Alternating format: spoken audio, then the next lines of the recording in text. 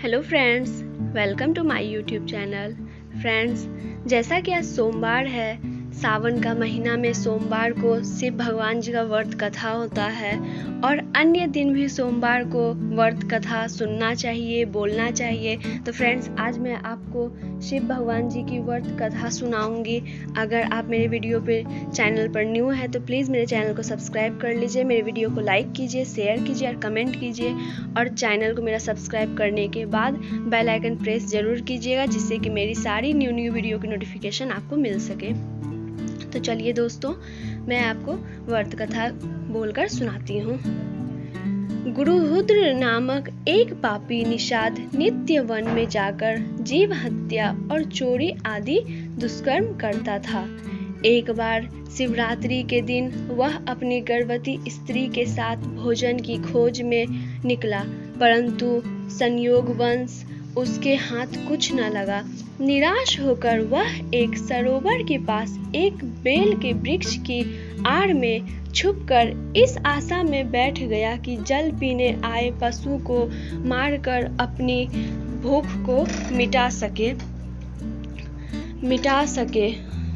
संयोगवश रात्रि के प्रथम पहर में एक मृगी जल पीने आई तो भील ने अपने धनुष पर वाण चढ़ाया। उसके ऐसे करते ही उस बेल के वृक्ष से जो जल और बेल पत्र वहां वृक्ष के नीचे स्थित शिवजी के ज्योतिर्लिंग पर गिरे तो उससे शिवजी का पूजा हो गया। मृगी के अवतरवाणी में निषाद से कहा कि तुम मुझे थोड़ी देर के लिए जाने दो, मैं अपने बच्चों की व्यवस्था करके लौट आऊंगी। मृगी के शपथ पूर्वक विश्वास दिलाने पर निषाद ने उसे जाने दिया और उसकी प्रतीक्षा में एक पहर का जागरण हो गया। दूसरी पहर के आरंभ में उस मृगी को ढूंढती हुई उसकी बहन उस सरोवर पर आ गई। निषाद ने मृगी पर सरसंधान करने की ठानी तो वाण से वृक्ष से टकराते ही जल और बेलपत्र वृक्ष के अतः स्थित ज्योतिर्लिंग पर गिरे और इससे उसकी पूजा हो गई। इस मृगी को जब निषाद मारने लगा तो उसने भी आतुरवाणी में समय की मांग की और लौट आने का विश्वास पूर्वक वचन दिया। निषाद ने उसे भी अनुमति दे दी और उसकी प्रतीक्षा में उसके द्वितीय पहर का जागरण हो गया। तीसरे पहर मृग को ढूंढता हुआ षष्ठ पुष्ट मृग वहां आ पहुंचा। निषाद की उस वाण छोड़ने की चेष्टा में पुनः वृक्ष हिलने से ज्योतिर्लिंग पर जल और बेलपत्र गिर पड़े और इस प्रकार तीसरे पहर का पूजन हो गया।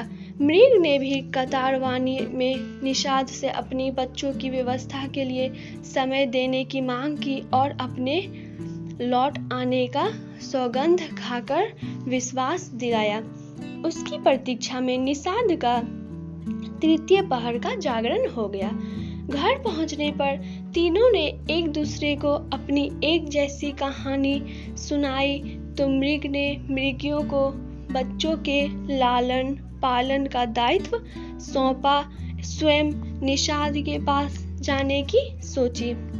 मृगियों ने वैधव्य को असहृदय दुख बाते हुए स्वयं भी साथ चलने का आग्रह किया। इधर बच्चे भी माता पिता के पीछे चलते हुए पहुंच गए। चतुर्पहर में ज्योति निषाद ने धनुष पर वाण चढ़ाया। उसकी इस चेष्टा से स्वतः ही जल और बेलपत्र शिवजी पर चढ़ने से चतुर्थी पूजा हो गई। इससे निषाद का पाप भस्म हो गया और उसे ज्ञानोदय हुआ, जिसके फलस्वरूप मृगी की सत्यनिष्ठता, वचन बद्धता तथा परोपकार परायणता को देखकर उसने मृगी की प्रशंसा करते हुए उन्हें मुक्त कर दिया। निषाद के इस जागरण पर प्रसन्न होकर शिव जी वहां प्रकट हो गए और उन्होंने निषाद से कहा, हे बालक, तुमने मुझे बहुत ही प्रसन्न किया है। तुम्हारे सारे पाप धुल चुके हैं। तुम अब एक मनुष्य हो और अपने कार्य को पूरा करो। इस पृथ्वी पर रहकर तुमने बहुत ही पाप कर चुके हैं। वो सारी पापें तुम्हारी मिट चुकी है। इसलिए मैं तुम्हें वर मांगने का अनुरोध करने आया हूँ। उस निषाद ने शिवजी की स्तुति करते लोक कल्याण के लिए उनसे वहां स्थिर रहने का वरदान मांगा, जिससे शिवजी ने तथास्तु कह दिया। तब से अबुर्दाचल पर्वत पर शिवजी व्याघ्रेश्वर नाम से स्थित हुए। इस प्रकार शिवरात्रि को ज्ञान अज्ञान से किया गया जागरण और पूजन साक्षात शिवजी का स्वरूप दर्शाता है। शिवजी के इन सभी दिव्य ज्योतिर्लिंगों का परिचय देने के उपरांत सूत जी ने ऋषियों से कहा कि ब्रह्मा विष्णु आदि देवता तो धर्म अर्थ काम त्रिवर्ग के ही दाता है। मोक्ष के प्रदाता तो शिव और सर्वप्रथम एकमात्र हैं और ज्ञान स्वरूप अविनाशी साक्षी जानगम्य तथा स्वयं अदेव महादेव जी ही हैं। वे ही चारों सालोक्य स्वरूपाय तथा सांधिध्य प्रकार की मुक्ति के प्रदाता हैं।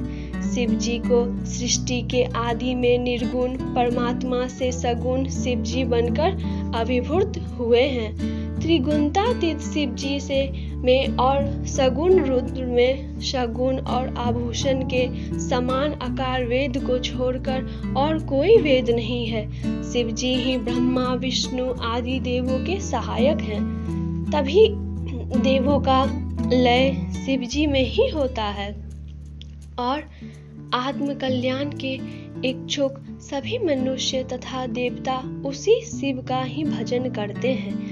शिव जी ही काल में महाकाल तथा सभी कार्यों के आदि कारण और नियंत हैं। वे शिव जी ही सृष्टि रचना करते हैं और उसमें लिप्त नहीं होते।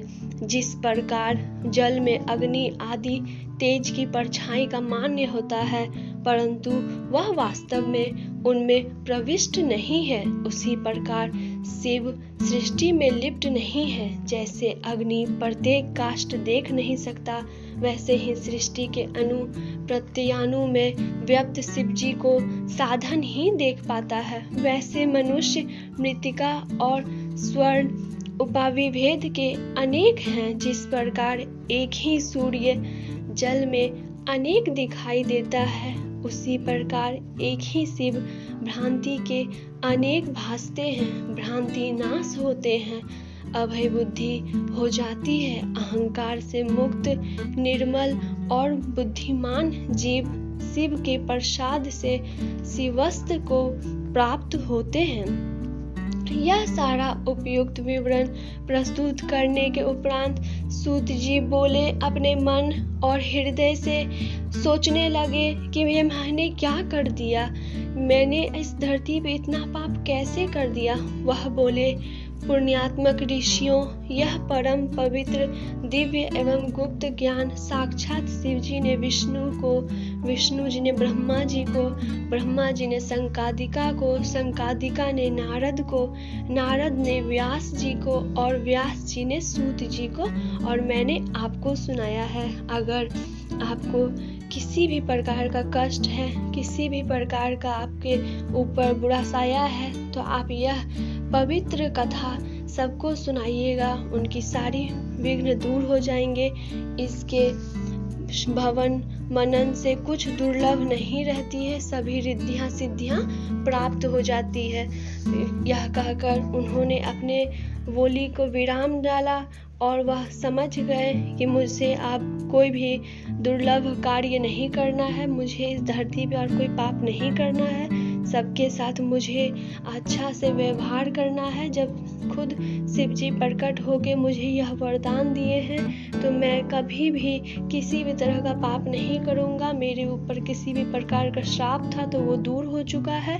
अब मैं अपना पाप को धोकर अपने पुण्य की ओर बढ़ूंगा और सारे जग को सुख दूंगा, जिससे कि मेरे भी सारे विघ्न दूर होंगे, सारे कष्ट दूर होंगे और मुझे भी पुण्य की प्राप्ति होगी।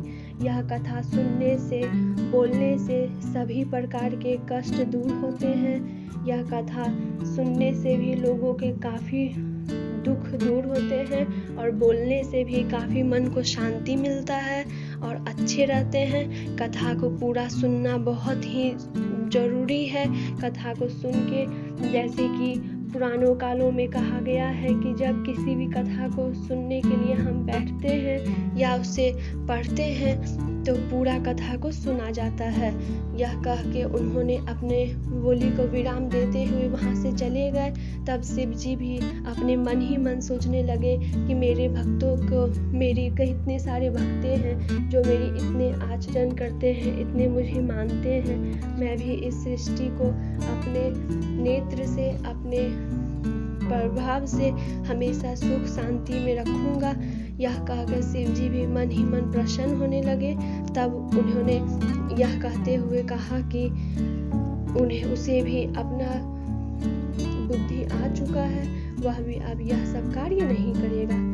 तो दोस्तों, कथा यहीं पे समाप्त हुआ है। आई होप कि आपको मेरा कथा बहुत पसंद आए। अगर कथा पसंद आएगा तो प्लीज़ मेरे चैनल को सब्सक्राइब कर लीजिएगा, मेरे वीडियो को लाइक कीजिएगा, शेयर कीजिएगा, कमेंट कीजिएगा। मैं इसी तरह की और भी वीडियो आप लोगों के लिए लेके आऊँगी। इसके पहले भी मैं बहुत सारा वीडियो अपलोड कर चुकी हूँ, तो आपसे अनुरोध करूँगी कि आप मेरे सारे वीडियो को ज़रूर देखिएगा। आपको जो भी वीडियो पसंद आता है आप मुझे कमेंट बॉक्स में कमेंट किया कीजिए। मैं और भी अच्छे सारी कथाएँ, सारी आपको बातें बताऊँगी। इसके पहले भी मैं वीडियो अपलोड की हूँ, तो आप ज़रूर देखिएगा। फ्रेंड्स, मिलती हूँ फिर से एक न्यू टॉपिक के साथ, न्यू वीडियो के साथ। तब तक के लिए आपका बहुत बहुत धन्यवाद।